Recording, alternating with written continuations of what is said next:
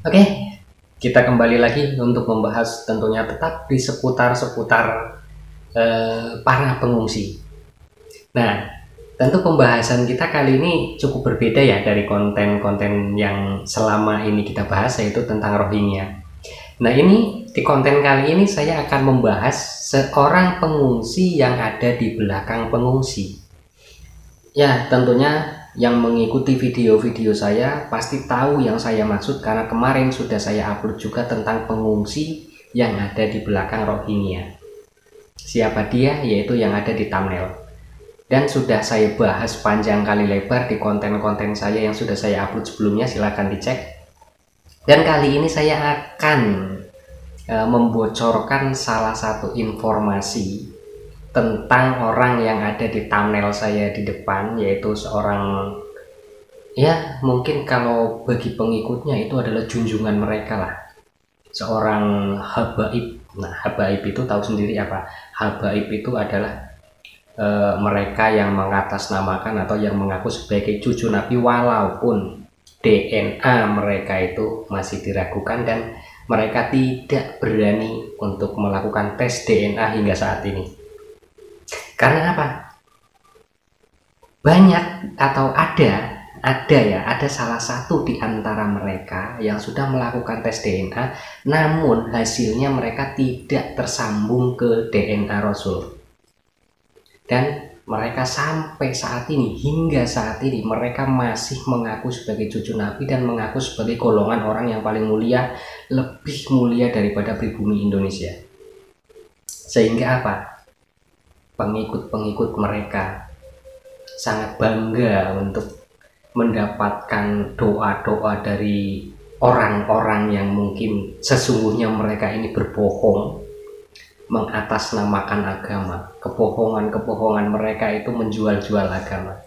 Nah, apa yang akan saya bocorkan kali ini di video kali ini itu yaitu salah satu marga Shihab, yaitu ya Najwa Shihab, Quraisy Shihab. Quraisy Shihab ini adalah orang tua atau ayah kandung daripada Najwa Shihab. Itu satu marga dengan Habib Rizik Shihab, satu marga.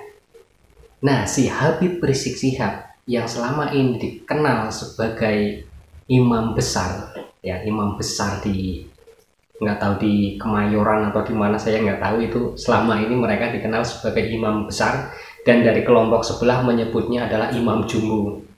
Nah, di sini saya akan membocorkan DNA dari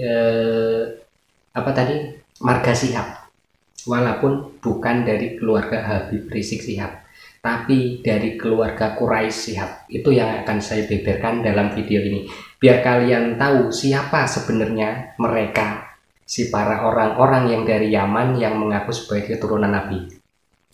Nah, sedikit juga saya bocorkan, selain Najwa Shihab, dari kelompok sebelah yang mereka yang bertentangan dengan mereka, yang selama ini kan kelompok Wali Songo itu mereka katakan bukan keturunan Nabi, dari kelompok para habaib ini. Salah satu dari keturunan Wali Songo yaitu Kiai Hasan Genggong, ya, itu sudah melakukan tes DNA dan terkonfirmasi memang sah dan resmi ataupun DNA-nya tersambung kepada Rasul. Itu salah satu dari ulama Nusantara kita. Dan masih banyak ulama-ulama lain yang sedang sekarang melakukan tes DNA. Oke, tidak panjang lebar, saya akan membocorkan salah satu informasi, yaitu hasil DNA dari marga Shihab, yaitu putri dari Quraisy Shihab, yaitu Najwa Shihab. Nah, seperti apa DNA yang telah dilakukan oleh Najwa Shihab? Oke, ini yang saya tampilkan di layar ini. Nah, ini adalah hasil tes DNA dari Najwa Shihab, ya, dari marga Shihab, yaitu anak dari Quraisy Shihab yang bernama Najwa Shihab. Semua sudah pada tahu siapa Najwa Shihab. Nah, ini akan saya jelaskan untuk hasilnya, ya, hasil tes DNA yang apa yang dimaksud dalam layar ini. Nah, hasil tes DNA yang diterima oleh Najwa Shihab itu 48,54% itu DNA dari Asia Selatan, yaitu meliputi Nepal, India, Bangladesh, Tamil. Nah, hasil tes DNA terbesar dari marga Shihab itu adalah India, Bangladesh, Nepal. Berarti ada kemungkinan marga Shihab ini memang berasal dari Bangladesh ataupun dari Nepal ataupun India. Itu. Sedangkan Rohingya juga itu asalnya sama-sama juga mirip dengan orang Bangladesh dan tidak diakui di Myanmar. Apakah mungkin mereka ini memang satu moyang, satu nenek moyang? Itu bisa terjadi. Tapi saya tidak mengatakan itu, ini hanya perkiraan dengan hasil tes DNA dari marga Shihab. Oke, selanjutnya 26,81%, yaitu dari Afrika Utara, yaitu dari Maroko, Aljazair, Algerian. Nah, ini dari Afrika Utara. Dari Afrika Utara juga itu besar. Jadi 26,81%. Lalu berikutnya 6,86% dari Afrika. Ya, dari Afrika nih. Dari Afrika masih tergolong besar, 6,86. Lalu berikutnya di angka 4,19% dari Asia Timur, dari Tiongkok. Jadi Najwa Shihab atau dari marga Shihab ini ada darah ataupun keturunan dari Tiongkok. Nah, ini yang terpenting nih. Yang terpenting berikutnya yang mereka klaim mereka itu berasal dari Timur Tengah ataupun dari Arab Saudi. Jumlahnya berapa? Nah, jumlah yang dari Timur Tengah hanya 3,48%, tidak sampai 4%. Sedangkan yang dari Bangladesh, India, Nepal 48%.